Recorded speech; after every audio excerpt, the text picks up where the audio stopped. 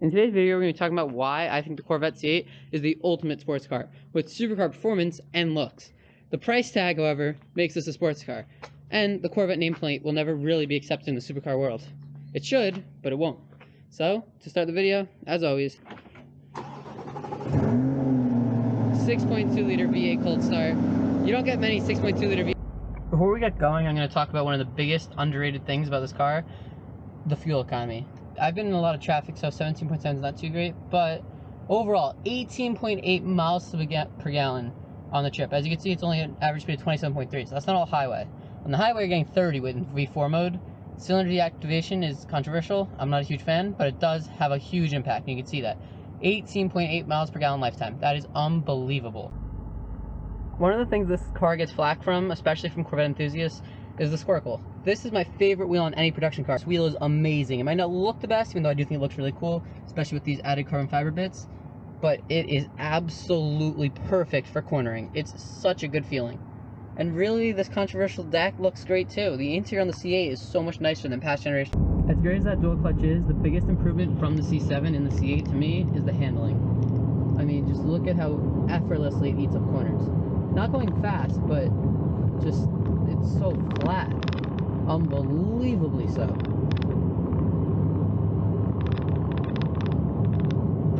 You can feel everything the car is doing. It's one of the best electric steering racks I've driven. The weight is perfect in track mode. In touring, it is like driving a bus. A Cadillac probably has heavier steering. A 70s Cadillac with a big circle wheel. But set up right in Z mode or in my mode, unbelievable. It's gonna be my final point on practicality because this is a sports car, but you do want to drive your cars. And these trunks on this car make it so easy to live with every day. I've packed my whole life out of my apartment and into this car to send it back up to New York when it went, and I drove perfectly fine with both trunks completely full of anything you need to own. The rear trunk might not look that big on camera, but trust me, I fit a 32-inch TV in here, a massive McLaren poster, a lot of clothes, multiple garbage bags of clothes, and very easily, I might add. Plus, you also have the front trunk, which to open you tap and then hold, and it double clicks, like because you press the button twice, so there's nothing to let go. I have a bunch of detail supplies there, but there's no latch, which is so easy. I love the McLaren has that too, the 720. The Elva doesn't have a trunk, so kind of be hard for them to do that, but the Speedster and the Ferraris don't. It's just an amazing thing to have, and that's a ton of space, more than the back. And this shadow gray paint job is a free paint job, and the metallic and the color shifting, I just don't understand how that's possible. Now, with anything that is such a radical departure from the previous generation, whether it be vehicles, phones, gadgets of any kind, you're always worried about kinks. And yeah, this car has some problems. I have not experienced very many. A lot of people have DCT issues, a lot of people have TCM issues, which is part of the DCT, but this new system, there's a lot of new stuff, and you can really forgive some mistakes. With the 22s and 23s still having some of these issues, it is disappointing to see, but the car is just so good, and this car has a 7-year warranty, so shouldn't be anything out of pocket. I should mention the 7-year warranty is only because we got an extra 3 years on the powertrain, and 2 years on the powertrain, and 3 years in total, I think. So when I say I haven't had many issues with the C8, I really haven't had much. I was driving the other day, and the screen just completely shut off for no reason. It came back towards the end of the drive, and then when I got back in the car, it was off again, couldn't get it back on. It was saying I had the dimmer in the wrong position. I didn't touch the dimmer, and I never switched it back, and it just fixed itself eventually after another day. So, little quirks, software issues, but this car is almost a year old. It's 11 months old now, with 5,000 miles, and that was the first hiccup. So we'll see if there's anything more electronically or otherwise, but so far the car's been really solid. Back to that 6.2-liter V8, it is glorious. That was only 4,000 RPM, but I mean, there's not many better sounding cars in this price range. And again, this car was bought at sticker, unlike a lot of C8s, so I'm going to talk about the price range. The sticker on this car is $62,980. For that, you're not getting a car that can do 0 to 60 under 4 seconds that easily. Forget when that can do it under in 3 seconds, even though this is a non-Z51 car, which does mean it comes with all seasons. So I'm going to go 3.2, 3.3 is probably realistic. I think with the 0 to 60 timer being a little inaccurate, it might show in the 2s. So you get that experience of seeing it and feeling it, because first gear is a crazy pull in this car, as you'll see in a little bit, but after that, the car does die down a little bit. I think the C7 felt like it had more power. This feels like it has more torque, even though it says more as both, but it's really just the gearing ratio that's the difference. This isn't really a highway, but it's pretty much equivalent to one in speed and, general, so I just want to talk about how good of a highway car this actually is. It's so smooth. Obviously, every modern car is going to track well, but you don't have to worry about anything. I've never actually used goose control on this car. I don't know if it has it. I enjoy being able to modulate, especially with V4 mode. It's easier to keep it in, and if I want to take it out, you know, do something like a pull or something, or if I need to go around the car. So, I mean, I don't use it, but everything, all the pedals feel great, and there's just no problem with the highway. And when you drive without cruise control, you can get a little noise. And in this car, you want a little noise. This is the stock exhaust. It's not actually the Chevy Performance exhaust either, and I still think it sounds great. So the famous Z button is what I'm going to press now, because we are going to do a pretty big pull. Not pretty big pull, a little tiny pull, but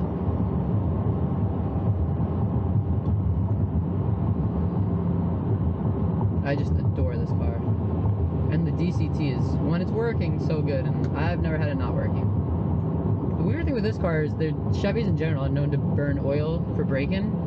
This car has not done that at all. In fact, it's still overfull at 5,000 miles. I haven't touched it, but I just checked it again yesterday. Every time I check, I'm always surprised, but I guess at this point I probably shouldn't be.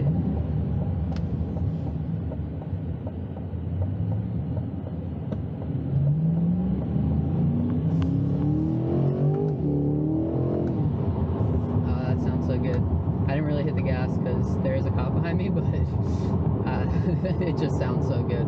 My mode settings are, I have the steering in track, exhaust in track, and the brakes in sport. I like a heavier brake pedal. I think it feels really good. It feels more like a race car to me, and you just feel more connected to the car. Put 4C to the right of me. I want to lower my window, if you can get. That looks so good. That's actually what I wanted for a while, the car I wanted. Oh yeah, he's definitely trying to, I think he heard us do a little curl here. Let me pull up so he can get to the side of me.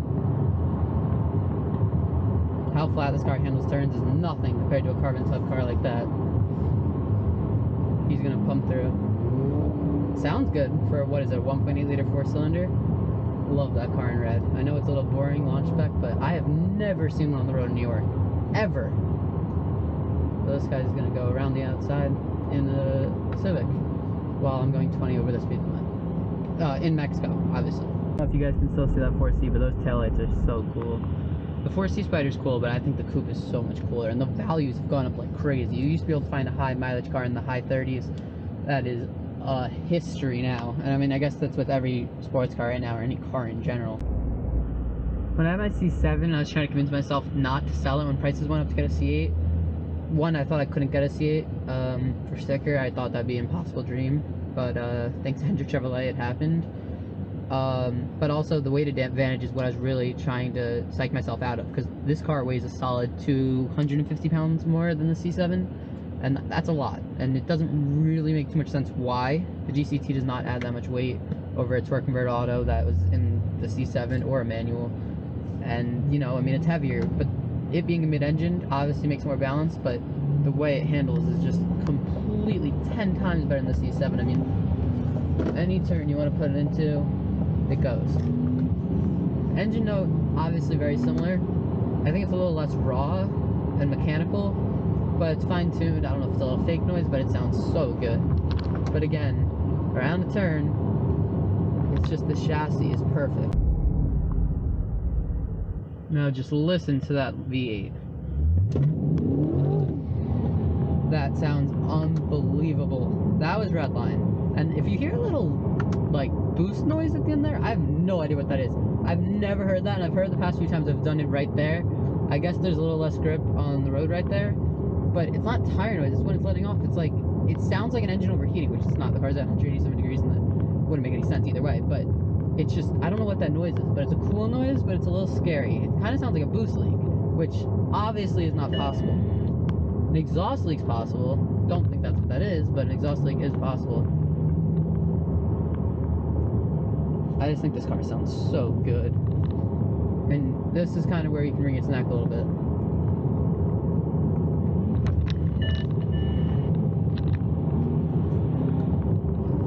Sounds so good too.